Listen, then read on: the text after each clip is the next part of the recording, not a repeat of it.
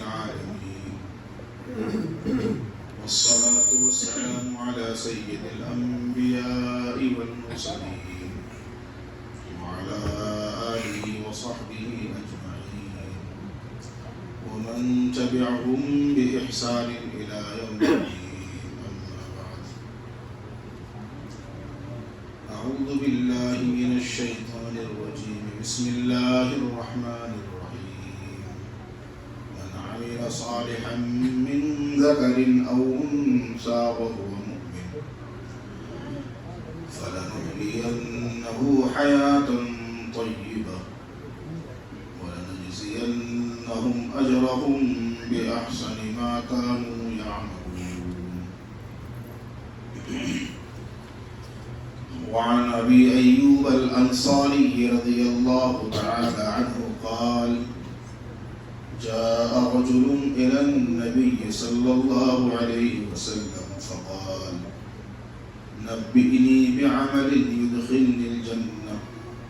فقال رسول الله صلى الله عليه وسلم: تعبد الله ولا تشرك به شيئا وتقيم الصلاة وتؤتي الزكاة وتصل الرحم. وعن سهل بن سعد رضي الله تعالى عنه أن رسول الله صلى الله عليه وسلم قال: إن هذا الخير خزائن ولتلك الخزائن مفاتيح، فطوبى لعبد جعله الله مفتاحا للخير ومغلاقا للشر، وويل للعبد جعله الله مفتاحا للشر ومغلاقا للخير، أو كما قال صلى الله تعالى عليه وسلم.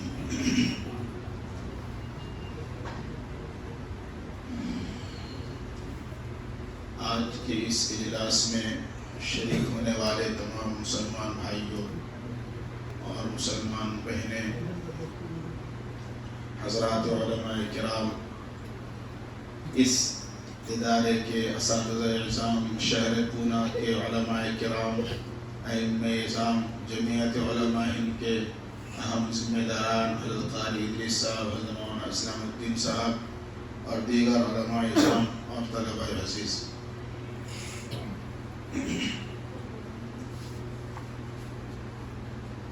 یہ دین کی مجلس ہے اور الحمدللہ قرآن کریم کا چند بچوں نے حفظ شروع فرمایا اور معلوم ہوا کہ ایک بڑی تعداد میں یہاں پر عورتیں بھی بیٹھی ہوئی ہیں۔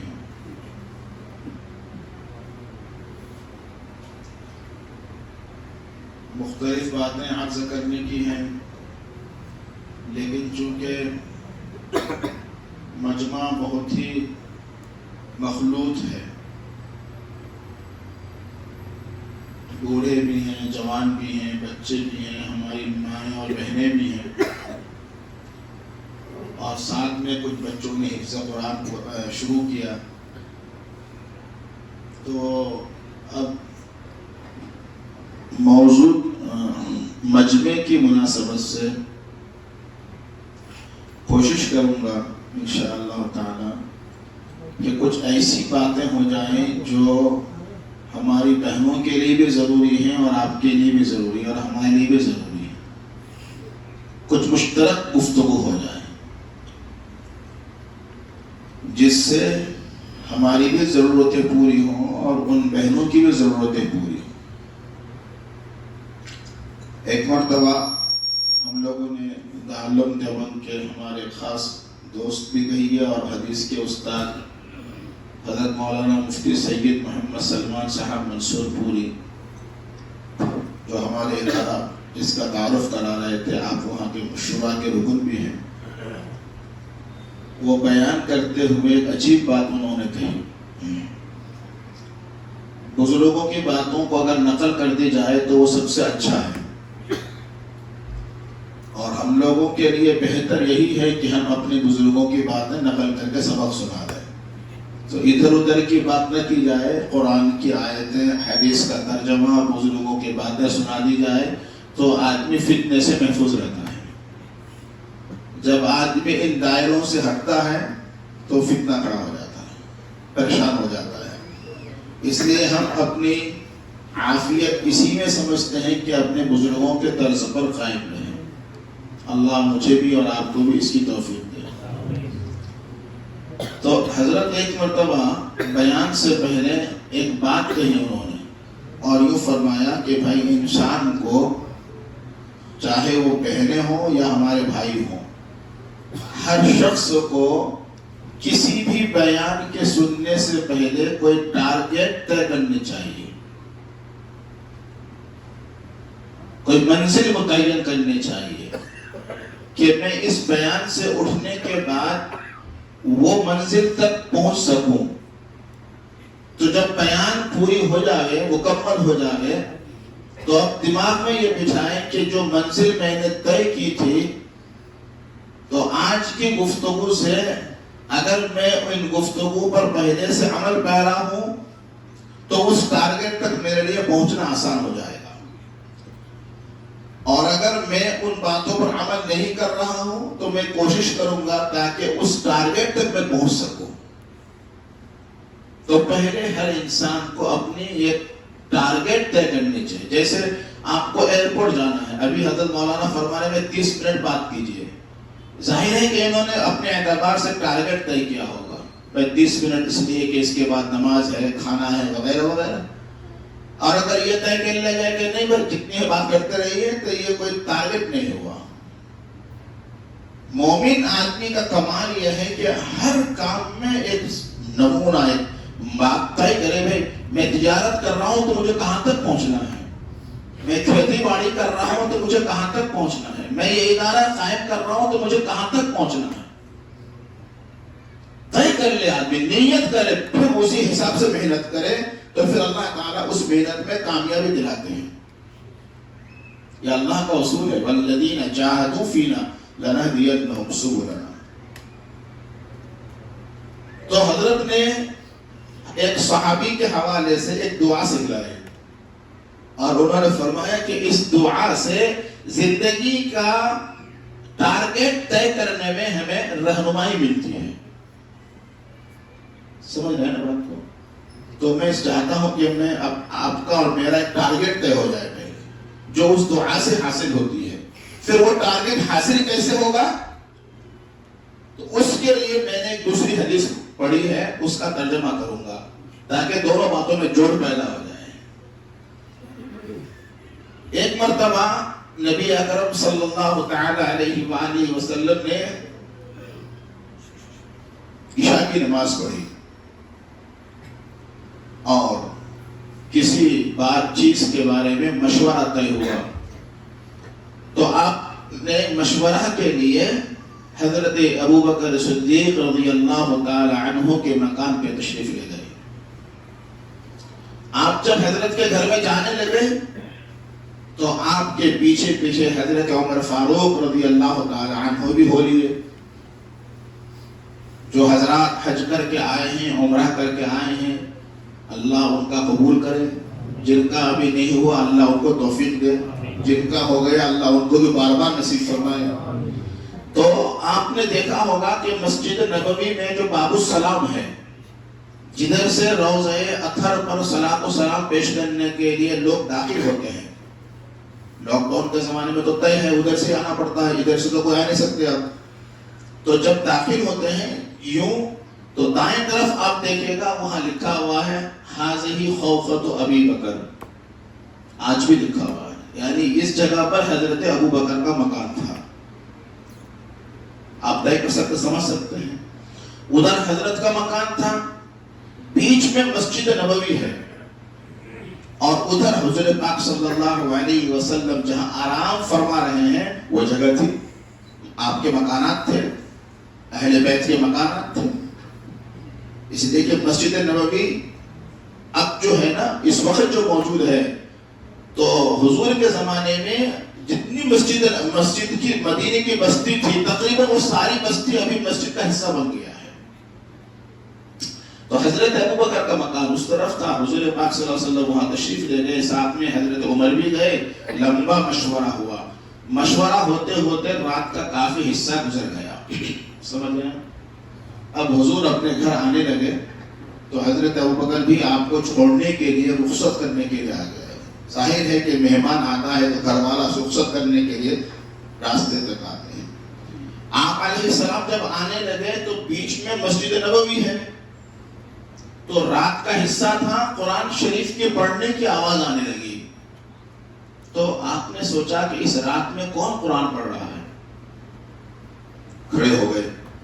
آپ جب کھڑے ہو گئے تو حضرت ابوبکر بھی کھڑے ہو گئے اور حضرت عمر بھی کھڑے ہو گئے, اور تینوں حضرات توجہ سے سننے لگے کہ کون قرآن پڑھ رہے ہیں.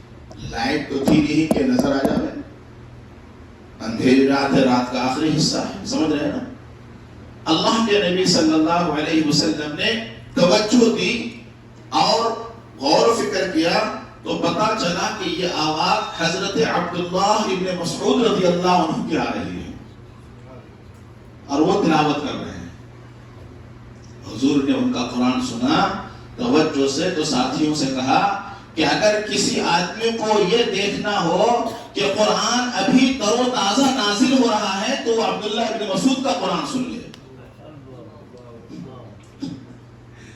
کیا فرمایا کہ اگر کسی کو یہ دیکھنا ہو کہ قرآن ابھی تر و تازہ نازل ہو رہا ہے تو وہ عبداللہ ابن مسعود کا قرآن سن لے. اتنا عمدہ قرآن پڑھ رہے تھے. کون؟ حضرت عبداللہ ابن مسعود رضی اللہ عنہ. بڑے اچھے قاری تھے. وہ خود فرماتے ہیں کہ میں نے 70 آیتیں ڈائریکٹ حضور اکرم صلی اللہ علیہ وسلم سے سیکھا ہے. میرے براہ راست استاد ہے رسول اللہ صلی اللہ علیہ وسلم. 70 آیتیں میں نے الفاظ کے ساتھ ان سے سیکھا ہے. قرآن کے اتنے اچھے قاری تھے کہ حضرت عمر فاروق رضی اللہ تعالی عنہ کی خلافت کے زمانے میں شعبہ حفظ کو چمکانے کے لیے اور بچوں کو حافظ قرآن بنانے کے لیے حضرت عمر فاروق رضی اللہ تعالی عنہ نے حضرت عبداللہ ابن مسعود کو کوفہ بھیجا تھا کہ آپ وہاں جا کر بچوں کو حافظ بنائیں. یہی سنت ہے جو حضرات علماء ہند اس ملک میں ادا کر رہے ہیں. کوئی بہار کے, کوئی بنگال کے, کوئی یو پی کے, کون کہاں قرآن حفظ کرا رہا ہے لوگوں کو. سبحان اللہ. ابھی میں نے ایک حدیث پڑھی تھی, حضرت سہل بن سعد رضی اللہ تعالی عنہ کی روایت ہے. وہ فرماتے ہیں طوبى لعبد جعله الله مفتاحا للخير. واہ واہ, خوشخبری ہے اس شخص کے لیے جس کو اللہ تعالیٰ کسی خیر کے کام کا ذریعہ بنا دے. مفتاحا للخیر, جسے اللہ خیر کی چابی بنا دے.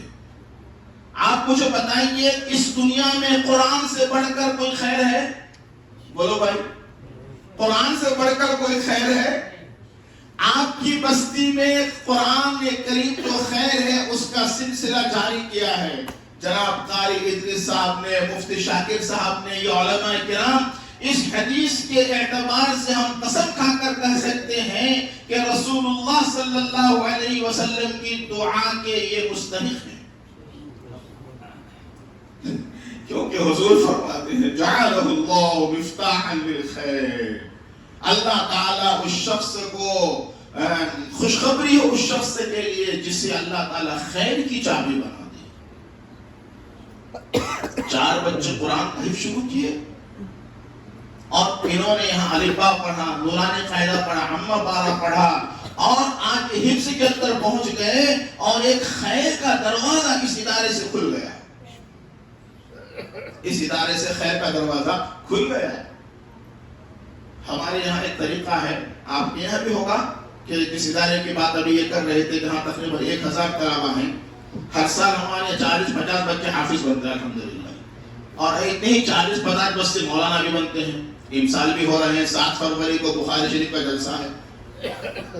تو میں کیا کرتا ہوں, جو بچے حافظ بنتے ہیں جن کے دستار بندی ہونے والی ہوتی ہے, جلسے سے 1 ماہ پہلے ہم ان کے گارجنوں کو بلاتے ہیں. جو بچے حافظ بنے ان کے جو گارجن ہیں, کوئی باپ ہے, کسی کا بھائی ہے, ان کو بلاتے ہیں. کیوں میں بلاتا ہوں ان کو؟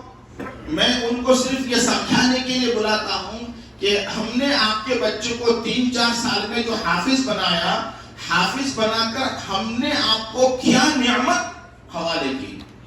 آپ نے اپنے گھر میں کیا پایا، آج آپ کس نعمت کے مستحق ہوئے اور اس کے نتیجے میں آپ کو کیا ملنے والا ہے. اس لیے کہ جب تک گھر والے نعمت کو سمجھیں گے نہیں، اس نعمت کی قدر نہیں کریں گے. یقین مانیے اس جلسے کا اور اس میٹنگ کا اتنا بڑا فائدہ ہوتا ہے کہ گارجنوں کی روح خوش ہو جاتی ہے جب انہیں سمجھایا جاتا ہے کہ آج آپ کے بچے نے آپ کے لیے جنت کا راستہ آسان کر دیا. صحیح ہے نا؟ حدیث سنتے رہتے ہیں کہ بھائی ایک حافظ قرآن 10 آدمی کو جنت میں لے جائے گا. اور حضرت شیخ زکریا رحمۃ اللہ علیہ نے تو فضائل قرآن میں یہ حدیث بھی نقل کی ہے کہ جو ماں باپ اپنے بچوں کو ناظرہ بھی قرآن پڑھوا لیتے ہیں ان کے گناہ اللہ معاف کر دیتے ہیں. ناظرہ بھی پڑھوا دیتے ہیں، چاہے چاہے کہ حافظ بنا دے. اور حافظ قرآن کے ماں باپ کو تاج پہنایا جائے گا، یہ تو سبھی کو معلوم ہے. مجھے اس بات کی فکر رہتی تھی، حضرات علماء یہاں موجود ہیں، کہ ماں باپ کے حافظ قرآن کو تاج کب پہنایا جائے گا، کس وقت پہنایا جائے گا. اس لیے کہ قیامت کا جو دن ہے 50,000 سنہ دن، کتنے دن کا ہوگا؟ 50,000 سال. اور سورج کا یہ حال ہوگا کہ سر کے اوپر ہوگا. 1 میل یا میلین کا لفظ ہے، 1 میل یا 2 میل کے اوپر ہوگا سورج. میل کا لفظ ہے عربی میں جس کی 2 تشریح کی گئی ہے. ایک تشریح یہ کی گئی ہے کہ جیسے سرمے میں جو سرائی دان ہوتی ہے اس کو بھی میل کہتے ہیں، تو اس کا تشریح کو اگر لیا جائے تو اس کا مطلب بالکل 10 انچ کے اوپر سورج ہوگا. اور 1 میل وہ ہے جو مشہور ہے ہمارے یہاں کے 2 میل کلومیٹر والا. تو اس 2 کو بھی اگر لیا جائے تو یہ سمجھ لیجیے کہ کتنا اوپر ہی ہوگا، 1.5 کلومیٹر. آج کی تاریخ میں سورج جو ہے 9 کروڑ سے بھی زیادہ کلومیٹر ہمارے سروں کے اوپر ہے. سائنسدانوں کے اعتبار سے 9 کروڑ کلومیٹر سے زیادہ اوپر ہے. اس سورج کی روشنی کا یہ حال ہے جو ہم اور آپ دیکھتے ہیں جی. تو قیامت کے دن جب سورج یہاں پر ہوگا تو اس گرمی کا کیا حال ہوگا. تو وہ دن تو 50,000 سال کا ہوگا. تو اس دن میں کس وقت ہوگا کہ جب ماں باپ کو تاج پہنایا جائے گا. اللہ تعالیٰ حضرت مولانا سید ابو الحسن علی ندوی رحمۃ اللہ علیہ کے درجات کو بلند فرمائے. ان کی ایک تحریر دیکھا، علماء کرام بھی چونکہ موجود ہیں اس لیے گزارش کر رہا ہوں. تحفۃ الحفاظ کتاب کا نام ہے. اس کتاب میں حضرت نے مقدمہ لکھا ہے. اس مقدمے میں حضرت نے لکھا ہے کہ جب یہ دن قیامت کا حساب کتاب شروع ہونے والا ہوگا تو اس سے پہلے ہی اللہ تعالی حافظ قرآن کے ماں باپ کو بلا کر ان کے سروں پر تاج پہنا دیں گے. اس میں لکھا ہے حضرت نے کہ حساب کتاب شروع ہونے سے پہلے ہی یہ ہو جائے گا. تو ظاہر ہے سبحان اللہ کہ جب حساب کتاب شروع ہونے سے پہلے ہی ہو جائے گا تو وہ دن چاہے 50,000 سال کا ہو، 50 لاکھ سال کا ہو، ماں باپ کو کیا پڑھیے. اور یہ بات حضرت مولانا علی میاں لکھتے ہیں. آپ جانتے ہیں کہ حضرت مولانا علی میاں کا علم کتنا بڑا محقق ہے. حضرت نے یہ لکھا ہے تو ان کے پاس یقیناً کوئی نہ کوئی حدیث کی تعریف ہوگی. ان کا لکھنا ہی ہمارے لیے دلیل اور حجت ہے. تو یہ خیر آپ کے بچوں نے یہاں سے حاصل کیا اور یہ سلسلہ شروع ہو گیا. سمجھ رہے ہیں؟ اس پر خوشخبری مل رہی ہے ان کو.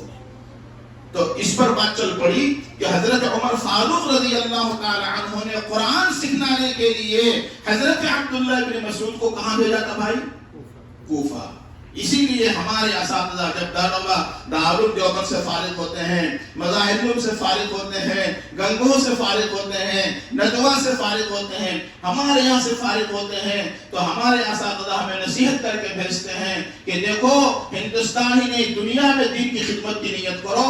جہاں تمہیں اللہ بھیجے وہاں جا کر خدمت کرو. ورنہ آپ سوچئے روزی روٹی کس کو وطن میں نہیں ملتی؟ کیا مفتی شاکر صاحب اگر بنگال بہار میں رہے روزی نہیں ملے گی بھائی؟ اللہ نے روزی جہاں تک وہاں ملے گی، مگر ان کے ذہن میں خدمت دین مقصود ہوتا ہے. آپ کی بستی میں قرآن کی تعلیم عام ہو جائے، گھر گھر قرآن پڑھنے والے بن جائیں، بچی بچی قرآن پڑھنے والے بن جائیں. کوئی شخص، کوئی بہن، کوئی ماں ایسی نہ رہے جو قرآن پڑھ نہ سکے. اس کے لیے یہ مدارس اور مکاتب کو قائم کیا جاتا ہے. ابھی مولانا بتا رہے تھے شکیل صاحب 5-6 کلینک چلاتے ہیں، لیکن بتائیں کہ 150 بچے ان کے مکتب میں ہیں. آپ ہی کے بستی کی بات ہے بھائی. جس بستی میں اس طرح مدرسے اور مکتب ہوں گے وہاں جنت کے راستے کھلتے رہیں گے انشاءاللہ۔ تو حضرت نبی کریم صلی اللہ علیہ وسلم حضرت کا قرآن سننے کے لیے کھڑے ہو گئے۔ جب قرآن ان کا پورا ہوا تب حضرت نے ان کو بلایا۔ کن کو؟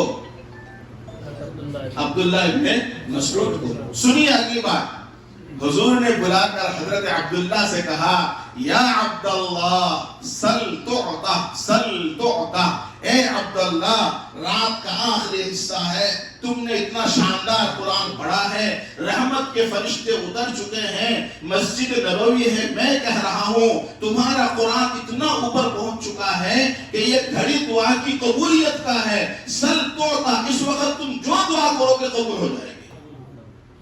حضور نے سل تعطا یہ لفظ ہے، مانگ لے، جو مانگے گا تجھے مل جائے گا۔ کون کہہ رہے ہیں؟ زبان نبوت سے، حضور کی زبان سے یہ بات نے سل تعطا، دو مرتبہ فرمایا سل تعطا، سوال کر لو تجھے دیا جائے گا، سوال کر لو تجھے دیا جائے گا۔ سبحان اللہ۔ حضرت عبداللہ ابن مسعود نے جب دیکھا کہ مانگنے کے لیے نبی کی طرف سے بات آ رہی ہے تو انہوں نے جو پھر مانگا تو سبحان اللہ، مانگا تو کیا مانگا، ایسا مانگا کہ ہمارے راستہ نکال دیا۔ تو مانگنا ہے تو کیا مانگنا ہے؟ حضرت مفتی سلمان صاحب منصور پوری فرماتے ہیں کہ اس حدیث کے ذریعے سے سارے ایمان والوں کو زندگی میں ٹارگٹ دے دیا کہ ہر ایمان والے کو یہ چیزیں مانگنی چاہیے۔ حضرت نے مانگ کر راستہ نکال دیا کہ اللہ سے یہ مانگو۔ جو کس نے مانگا؟ بولو بھائی، عبداللہ ابن مسعود نے مانگا۔ کیا مانگا؟ بس مختصر سا تین دعائیں کی اس ٹائم۔ فرمایا اللہم انی اسألک ایمانا لا یرتد ونعیما لا ینفد ونعیما لا ینفد ومرافقت نبیک سیدنا محمد صلی اللہ علیہ وسلم فی اعلی درجت الجنت جنت الخلد۔ یہ تین دعائیں مانگی۔ کیا مانگا؟ اللہم، یعنی اے اللہ جب یہ دعا کی قبولیت کا مجھے میرے آقا فرما رہے ہیں تو یا اللہ میں آپ سے سوال کرتا ہوں کہ مجھے ایسا ایمان دے دے جو ایمان میرے سینے سے کبھی الگ نہ ہو، حسن خاتمہ نصیب ہو جائے۔ اس لیے کہ ہر آدمی کی ایک ٹارگٹ ہے۔ لوگ یہ دعا کروانا، دعا کیجیے گا ایمان پر خاتمہ ہو جائے۔ بولتے کہ نہیں بولتے بھائی؟ ہر آدمی بولتے ہیں حضرت دعا کیجیے ایمان پر خاتمہ ہو جائے۔ تاتاریوں کے زمانے میں جب ہمارے بغداد کے اندر لاکھوں علماء کو شہید کیا گیا، وہ قصہ مشہور ہے۔ تو تاتاری کا جو بادشاہ تھا اس کا بیٹا گھومنے کے لیے آیا جنگل کی طرف، ایک علاقہ تھا، اس نے طے کر دیا تھا کہ یہاں کوئی گھومنے نہیں آئے گا۔ ایک اللہ والا بیچارہ فقیر اس زمانے میں، وہ بزرگ آدمی گھومتے ہوئے اس جگہ پہنچ گیا جس نے منع کر رکھا تھا شکاری کی جگہ پر۔ یہ جب وہاں پہنچا اور وہ صاحبزادہ آیا، شہزادہ، اس نے پکڑ لیا کہ یہاں پر ہمارے سرزمین پر کون آیا ہے، پکڑو اس کو۔ اس کو پکڑ لیا، شاہ خزانے کے بادشاہ کے لوگ پکڑ کے لائے۔ تو بادشاہ کا بیٹا غصے میں کہا تو یہاں کیوں آیا، بتا تو یہاں آ گیا، تو بہت ذلیل آدمی ہے، اچھا تو یہ بتا کہ تو بہتر ہے یا میرا کتا بہتر ہے؟ کیا سوال کیا بتائیے اللہ والے سے، تو بہتر ہے یا میرا کتا بہتر ہے؟ حضرت نے بڑا عجیب جواب دیا، کہنے لگا کہ دیکھو اگر میرا خاتمہ ایمان پر ہوا تو میں بہتر ہوں، اور اگر میرا خاتمہ ایمان پر نہیں ہوا تو تیرا کتا مجھ سے بہتر ہے، تیرا کتا مجھ سے۔ اب عجیب جواب ہے، وہ تو ایمان جانتا ہی نہیں تھا، وہ پریشان ہو گیا کہ یہ کیا چیز ہے، ایمان کیا چیز ہے۔ تو پھر انہوں نے اس وقت ان کو سمجھایا، اس کی بات سمجھ میں آ گئی تو اس نے کہا کہ یہ تو بہت اچھی چیز ہے، لیکن اگر میں آج اس کو مان لیا تو پھر سب لوگ میرے خلاف ہو جائیں گے۔ تو دیکھو میرا باپ بوڑھا ہو چکا ہے، یہ جب مر جائے گا تو میں بادشاہ کے جگہ پر آؤں گا، جب میں آؤں گا تو تم اس وقت میرے پاس آنا، یہ پرچی لو، یہ پرچی میں لکھ کے دیتا ہوں، تم اس وقت میرے پاس آنا اور مجھے ایمان بتلانا۔ کون یہ بات کر رہا ہے؟ جس کے خاندان نے لاکھوں لوگوں کو شہید کر دیا تھا، اس کی بات کر رہا ہوں۔ چنانچہ بادشاہ والا بیٹا آیا اور اس زمانے میں وہ جو بڑے میاں تھے ان کا انتقال ہو گیا تھا، پرچی انہوں نے اپنے بیٹوں کو دی، بیٹا یہ پرچی جا کر جب یہ بادشاہ بنے گا اس کو پیش کر دے گا تاکہ اس کو وہ بات یاد آ جائے۔ چنانچہ وہ آدمی اس پرچی کو لے کر بادشاہ کے محل میں پہنچا، لوگوں نے منع کر دیا کہ آپ اندر نہیں جا سکتے، کہا نہیں مجھے جانے کے لیے کہا ہے، تجھے کہاں جانے کے لیے کہا گا۔ اب وہ بیچارہ پریشان ہو گیا، اس کو تو جانا ہی تھا، تو وہیں پر کھڑے کر کے اذان دینا شروع کر دیا، اللہ اکبر اللہ اکبر اب اس نے جو اذان دینا شروع کیا تو یہ آواز بادشاہ کے کان میں پڑ گئی محل کے اندر. تو بادشاہ کو یاد آ گیا کہ یہ تو آواز وہ جو جنگل میں پڑی تھی. جلدی سے کھلا، کون ہے وہ آدمی، کون ہے وہ آدمی، کون یہ آواز لگا رہا ہے. سارے لوگ دوڑے اور اس کو پکڑ کر لایا. کہا کہ تو کون ہے؟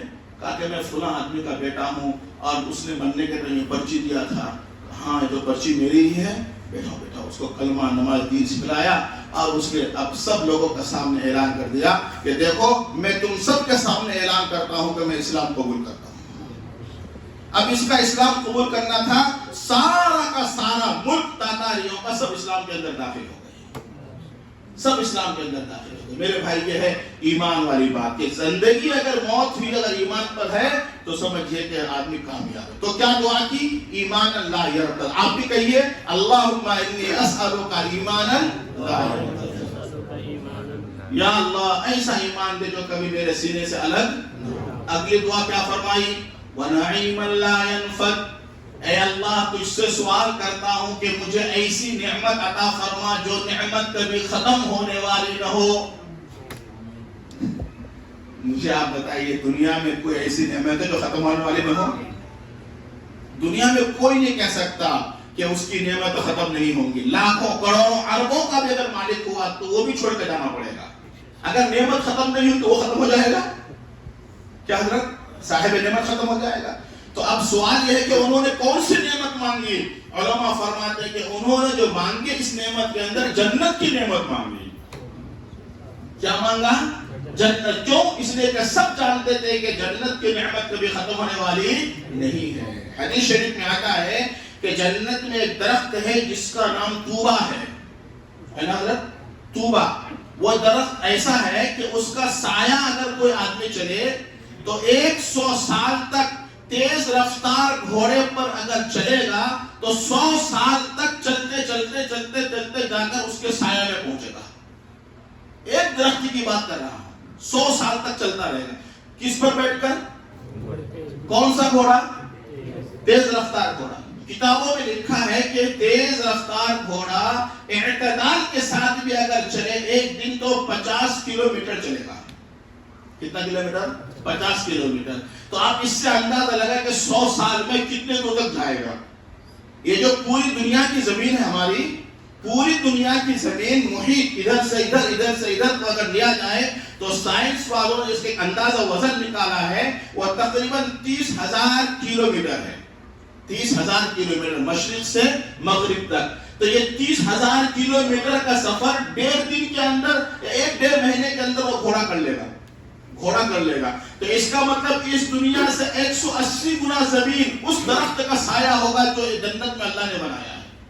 حدیث میں آتا ہے اگر کوئی آدمی ایک مرتبہ سبحان اللہ پڑھتا ہے من قال سبحان اللہ مرۃ واحدہ غرست له نخلۃ فی الجنہ. جو آدمی ایک مرتبہ سبحان اللہ پڑھتا ہے جنت میں اس کے لیے اللہ ایک درخت لگاتے ہیں.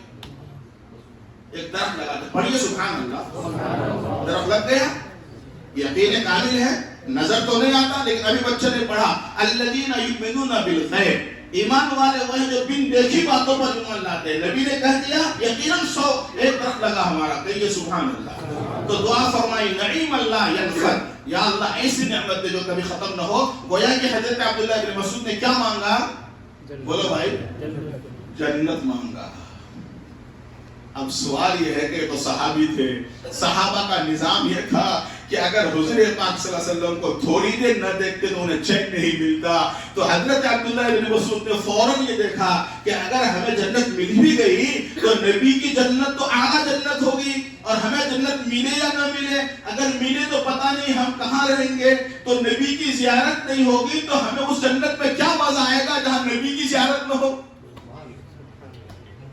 بھائی سمجھ رہے ہیں آپ لوگ؟ تو اگلا جملہ فوراً جوڑا اس کے اندر. فرمایا وَمُرَافَقَةَ نَبِيِّكَ سَيِّدِنَا محمد صلی اللہ علیہ وسلم فی اعلیٰ درجات جنت الخلد. یا اللہ مجھے وہ جنت کا درجہ عطا فرما جس جنت کے اندر آپ کے نبی کا پڑوسی ہونا نصیب ہو جائے. آپ کے جنت نبی کا پڑوسی ہونا نصیب ہو جائے. آج سمجھ رہے ہیں؟ علماء نے حضرت فرماتے ہیں کہ اس حدیث سے معلوم ہوا کہ ایمان والوں کو اپنی زندگی کا ٹارگیٹ یہ 3 چیزیں طے کرنی چاہیے. ہے سمجھ گئے بھائی؟ کتنی چیزیں طے کرنی ہے؟ نمبر 1 ایمان کامل. میری بہنوں کو بھی، ماؤں کو بھی، جوانوں کو بھی، یہ سب کے لیے ضروری ہے، چاہے مائیں ہوں یا مشترک. اس لیے میں نے کہا کہ چونکہ مشترک مجمع ہے تو صرف عورتوں پر بات کروں گا یہ بھی مناسب نہیں، آپ لوگوں پر بات کروں یہ بھی مناسب نہیں. ایسی گفتگو ہو جائے جو سب کے لیے ضروری ہو جائے. تو ایمان کامل سب کے لیے ضروری ہے. اللہ تعالیٰ مجھے بھی اور آپ کو بھی ایمان کامل نصیب فرمائے. جنت سب کے لیے ضروری ہے، لہذا ہم زندگی کے ٹارگٹ بنائیں کہ اللہ ہمیں جنت دے. تیسری چیز، ایسی جنت ملے کہ جس میں اللہ کے نبی کی زیارت بھی ہوتی رہے. اللہ کے نبی کی زیارت بھی. بتائیے 1445 سال گزر گئے، ہم نے تو نبی کو نہیں دیکھا. دیکھا ہے بھائی؟ کس آدمی کو کس کی خواہش نہیں ہے کہ جنت میں کہ نبی کی زیارت نہ کرے؟ آپ لوگوں کی خواہش ہے؟ ہاتھ اٹھا کر بتائیے. سبحان اللہ، کون ہے ایمان والا جو نبی کو نہیں دیکھنا چاہے گا؟ ظاہر ہے کہ اس دنیا میں تو ہم نبی کو نہیں دیکھ سکتے. ایک ہی جگہ ہے جنت، تو وہی ہمارے نبی کی زیارت ہوگی انشاءاللہ تعالی. اللہ سب کو اللہ کے نبی کی زیارت نصیب فرمائے، پورے ایمان والوں کو نصیب فرمائے. حضرت نے اس حدیث کو سنا کر سمجھایا کہ ہر مومن کو زندگی میں یہ 3 ٹارگٹ بنانا ہے. کیا ٹارگٹ؟ اللہ ہمیں ایمان دے موت تک، اللہ ہمیں ایمان دے موت تک. نمبر 2 موت کے بعد اللہ ہمیں کیا دے؟ جنت دے. نمبر 3 اللہ تعالیٰ نبی کی زیارت میں نصیب فرمائے. طے کر لیجیے آپ لوگ یہ 3 چیزیں کر لیا آپ نے. یہی میں نے کہا کہ زندگی کا ٹارگٹ طے کرو میرے بھائی. یہ زندگی کا ٹارگٹ ہمیں طے کرنا ہے کہ ہمیں ایمان کامل کے ساتھ دنیا سے جانا ہے. اب آپ سوچیں گے کہ حضرت جی ہم کیسے جنت حاصل کریں، جنت ملے گی کیسے؟ اس کے لیے میں نے دوسری حدیث پڑھی تھی، اب اس کا ترجمہ کرتا ہوں تاکہ جنت کا راستہ پتہ چل جائے نا بھائی. تو حضرت ابو ایوب انصاری رضی اللہ تعالی عنہ فرماتے ہیں کہ حضور پاک صلی اللہ علیہ وسلم کی خدمت میں ایک آدمی آیا اور آ کر کہنے لگا یا رسول اللہ نبئنی بعمل یدخلنی الجنہ. اجی مجھے ایسا کوئی عمل بتلا دو کہ جس کے ذریعے سے ہم جنت میں داخل ہو جائیں. سبحان اللہ، کیا کمال ہے صحابہ کا. آج 1450 سال بعد پونا میں بیٹھے ہوئے لوگوں کے لیے بھی راستہ آسان کر رہے ہیں. کس کا راستہ؟ جنت کا. اور اللہ جزائے خیر دے حضرت ابو ایوب انصاری رضی اللہ عنہ کو کہ انہوں نے وہ حدیث ہم تک پہنچایا. جی تو حضور نے کہا 4 کام کر لو جنت میں چلے جاؤ گے. کتنا کام بھائی؟ 4 کام. کہاں جاؤ گے؟ تو ضرورت ہے بتا دیں 4 کام یا اگلے پروگرام کے لیے رکھتے ہیں؟ نہیں بتا دیں، وقت ہو رہا ہو تو پھر قاری صاحب کو تکلیف نہ ہو. بتا دیں، تشریح نہ دیں، ترجمہ بتا دیں. حضور نے فرمایا 4 کام بتاتا ہوں آسانی سے جنت میں داخل ہو جاؤ گے. نمبر 1 تعبد اللہ، اللہ کی عبادت کرو. اللہ کی عبادت، ولا تشرک به شیئا، اللہ کے ساتھ کسی کو شریک مت کرو. اللہ کا شکر ہے ہم اللہ کی عبادت کرتے ہیں الحمدللہ. کمی بیشی جو بھی ہو مگر عبادت کسی کرتے ہیں اللہ کی. نمبر 2 حضور نے فرمایا وَتُقِيمَ الصَّلَاةَ، نماز قائم کرو. نماز قائم کرو. جماعت میں جاتے ہیں آپ لوگ؟ 6 نمبر یاد ہے کسی کو؟ 6 نمبر اس میں پہلا نمبر کیا ہے؟ ایمان و یقین. یہ ہے تعبد اللہ. علماء نے لکھا ہے کہ 6 نمبر ہے جماعت کا، وہ اس حدیث سے نکلا ہے. سمجھ رہے ہیں آپ؟ اللہ کی عبادت، خیر اور شر کا مالک کون ہے؟ اللہ. تعبد اللہ ولا تشرک. نمبر 2 وتقیم الصلاۃ، نماز قائم کرنا ہے. ٹھیک ہے بھائی، کتنی ہو گئی؟ نمبر 3 وتؤتی الزکاۃ، اگر تم پر زکات فرض ہو تو زکات نکالو. ہو گئی بات. نمبر 4 وتصل الرحم، رشتہ داروں کے ساتھ حسن سلوک کرو. یعنی اللہ کا بھی حق ادا کرو، اللہ کے بندوں کا بھی حق ادا کرو. کتنا آسان ہے. یہ 4 کام کر لو جنت میں آسانی سے چلے جاؤ گے. ٹھیک ہے بھائی. تو ہماری بہنوں کو بھی جنت میں جانا ہے، آپ کو بھی جانا ہے، ہم کو بھی جانا ہے، لیکن یہ 4 کام کرنے پڑے گا. عبادت ہم اللہ کی کریں گے، اللہ کے کسی کو شریک نہیں کریں گے. ہم نماز قائم کریں گے، زکات فرض ہوگا تو زکات ادا کریں گے، اور رشتہ داروں کے ساتھ حسن سلوک کریں گے. رشتہ داروں میں سب سے بڑے رشتہ دار ماں باپ ہیں، بھائی ہیں، بہن ہے، پھوپھی ہے، خالہ ہے، دادی ہے، نانی ہے، سب کی عورتوں کے ساتھ حسن سلوک بہت بڑا رشتہ داری کا اہم حصہ ہے۔ عورتوں کا ایک عجیب معاملہ ہے، ان کے 3 روپ ہیں، تینوں روپ میں یہ جنت کا سہارا ہے۔ عورت نے 3 روپ ہیں ان کا، تینوں روپ میں جنت کا سہارا۔ اگر یہ بیٹی ہیں یا بہنیں ہیں تو بھائی کے لیے یا باپ کے لیے جنت جہنم کے لیے آڑ ہیں، یعنی یہ جہنم سے روکنے کے ذریعہ ہیں۔ کون؟ بیٹی یا بہن۔ اور اگر یہ بیوی ہے تو شوہر کے لیے ایمان کو کامل کرنے کا ذریعہ ہے۔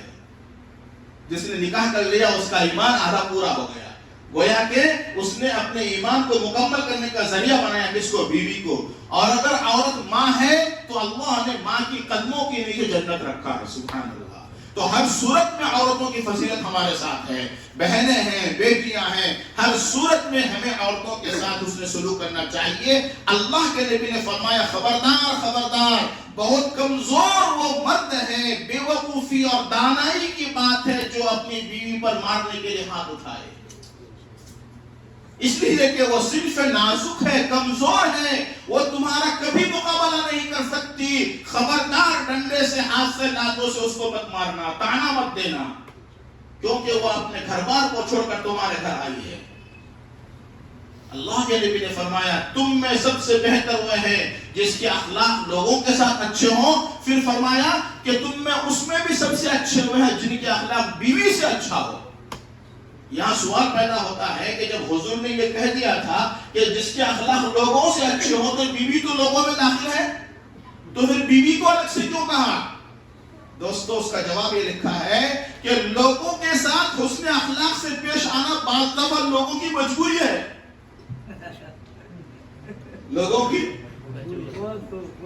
ایک آدمی ووٹ لینے کے لیے جا رہا ہے، آپ کے پاس پہنچ گیا، اب اس کو ووٹ کی ضرورت ہے، اب کتنا بڑا غصہ والا وہ آپ کا پیر پکڑے گا، کیوں؟ اس کو ووٹ کی ضرورت ہے، یہاں پر غصہ نہیں کر سکتا۔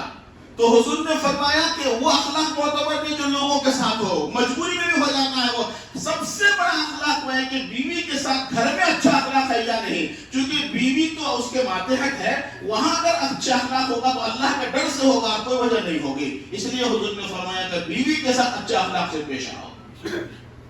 اللہ تبارک و تعالی اس مجلس کو قبول فرمائے، ادارے کو ترقیات سے نوازے۔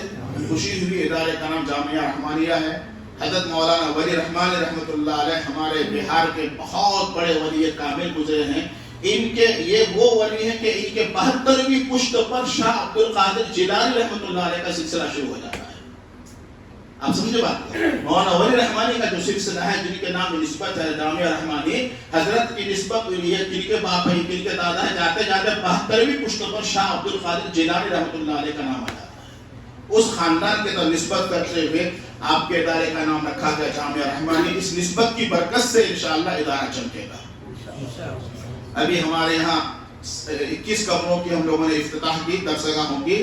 اس کے افتتاح کے لیے حضرت مولانا اللہ کو پیارے ہو گئے، ان کے صاحبزادے احمد ولی فیصل، ان کے صاحبزادے، ان کو ہم بلائے تھے اور حضرت کے دعاؤں سے پھر ہم نے درسگاہوں کو شروع کیا۔ بڑے بہترین ولی ان پر نسبت ہے، آپ اس نسبت کی قدر کریں، ادارے کی قدر کریں۔ ماں بہنیں بھی قدر کریں گے، صدقات، زکات، خیرات اللہ کی رقموں سے مدرسے کو آگے بڑھائیں، مولانا کا ساتھ دیں۔ اس میں جتنا بھی خیر پھیلے گا پورے بستی والوں کا اس میں حصہ رہے گا۔ اللہ تعالیٰ مجھے بھی عمل کی توفیق دے۔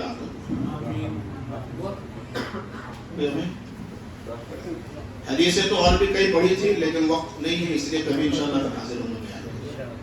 اللهم لك الحمد كله ولك الشكر كله ولك الخلق كله بيدك الخير كله ونعوذ بك من الشر كله۔ اللهم صل وسلم وبارك وتحنن على سيدنا ومولانا محمد وعلى آله وصحبه وبارك وسلم تسليما كثيرا كثيرا۔ الہ العالمین اس مجلس کو قبول فرما، یا اللہ ماں بہنوں کی بیٹیوں کی حاضری کو قبول فرما۔ یا اللہ جن بچوں نے قرآن شروع کیا، یا اللہ ان کے سینوں میں قرآن کو محفوظ فرما، ان کے ماں باپ کے لیے ذریعہ نجات بنا۔ یا اللہ ان بچوں کے لیے قرآن کو یاد کرنا آسان فرما دے۔ یا اللہ ان کے اساتذہ کرام کو جزائے خیر نصیب فرما۔ یا اللہ یہ بھی ہمارے نبی کا کمال ہے کہ قوم کہاں کا ہے اور یہاں کے قرآن سکھلا رہا ہے. یہ بھی حضور پاک صلی اللہ علیہ وسلم کے عالمی نبی ہونے کی علامت ہے کہ آپ عالمی نبی ہیں اور آپ کی امت بھی عالمی امت ہے. ان کی ذمہ داری ہے دنیا کے کونے کونے میں دین کی دعوت کو پہنچائے. اے اللہ اس مجلس کو قبول فرما لے, اس ادارے کو ترقیات سے مالا مال فرما. حضرت مفتی شاکر صاحب کے ذہن و دماغ میں جس درجے کا یا اللہ اس کی توسیع رکھا ہے ذہن میں, یا اللہ اس سے زیادہ اس کو وسعت نصیب فرما. جو کاغذی کارروائیاں چل رہی ہیں الہ العالمین اس کو سہل فرما, آسان فرما.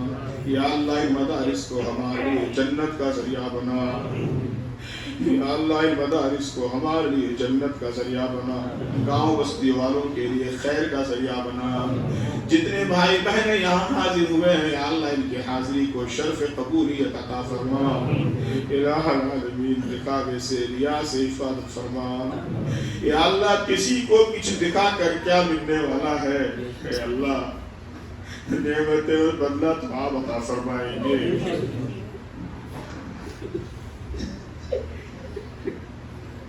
اے اللہ ان لوگوں سے ہماری حفاظت فرما جو آپ کے دربار میں جب حاضر ہوں گے تو آپ ان سے کہہ دیں گے اذہبتم طیباتکم, تم نے دنیا میں مزے اڑا لیے ہیں, یہاں تمہارا کوئی حصہ باقی نہیں ہے. پروردگار عالم اس حصے میں شامل مت فرما. اے اللہ مخلص خادموں میں شمار فرما. اے میرے اللہ علماء دیوبند کے خادموں میں شامل فرما. میرے پیارے اللہ قیامت کے دن جہاں صحابہ اور صحابیات, تابعین اور تابعات, متقدمین, مفسرین, محدثین, مصنفین کتب اور علماء دیوبند کو آپ کے طرف سے اجر مل رہا ہوگا, یا اللہ اس کے کسی کونے میں ہم گنہگاروں کو حصہ نصیب فرما.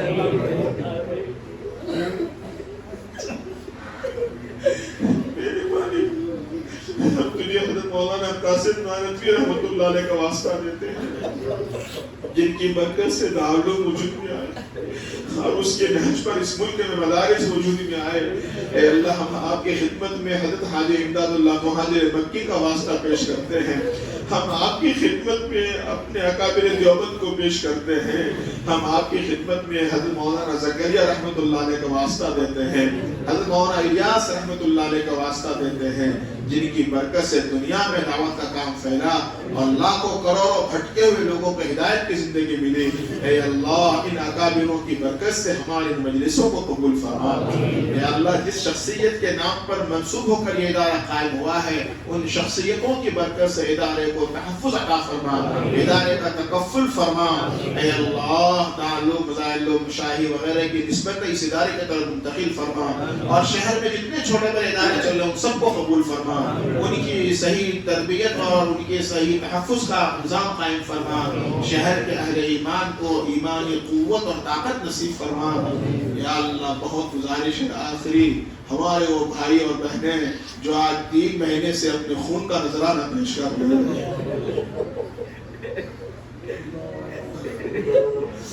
اب ان کے پاس پیش کرنے کے لیے کچھ نہیں رہ گیا ہے. خاندان کے خاندانوں کو پیش کر رہے ہیں اور سچی بات یہ ہے کہ صحابہ کی یادیں تازہ کر دی ہیں.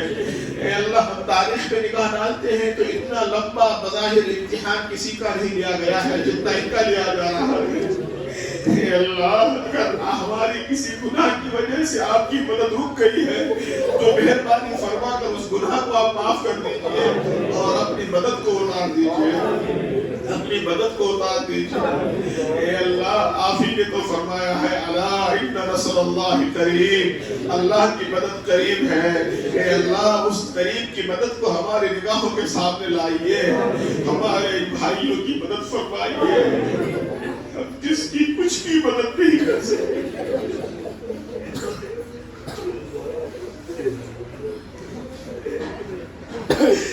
اللہ بہو بیٹیوں کی کچھ بھی مدد نہیں کر سکتے. اے اللہ اب تو ظلم کی حد ہو گئی. سنا ہے کہ لاشوں کو قتل کر کے کاروں سے روک رہے ہیں. اے اللہ تجھے تیری غیرت کا واسطہ اپنی غیرت میں اللہ اتار دے. پہ آئے اللہ کہاں جائے کس کے پاس جائے اگر تو یہ مدد نہیں کی تو یہ بت کے پجاری کہیں گے مسلمانوں کا خدا کوئی نہیں ہے